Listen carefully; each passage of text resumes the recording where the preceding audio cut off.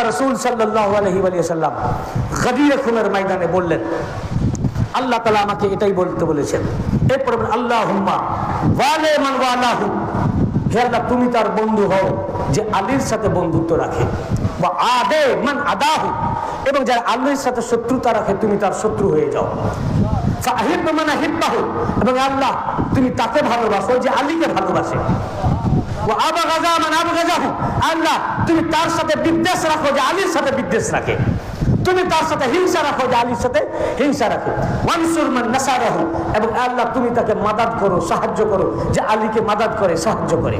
ওয়াখজুল মান খাজালাহু, এবং আল্লাহ তুমি তার থেকে মুখ ফিরিয়ে নাও যে আলীর থেকে মুখ ফিরিয়ে নেয়। ওয়া আদরিল হক মাআহু হাইসু দা, এবং আল্লাহ আলী যেদিকে যায় হককে ওদিকে রাখো। এই হাদিসটি আবার তিরমিজি শরীফের দ্বিতীয় খণ্ডের 213 পৃষ্ঠা। কত পৃষ্ঠা? প্রত্যেক মাদ্রাসায় হাদিসটি পড়ানো হয়। আল্লাহ রাসূল বলেছে আল্লাহুম্মা ওয়া আদরিল হক মাআহু হাইসু দা, আল্লাহ আলী যেদিকে যায় হককে ওদিকে রাখো।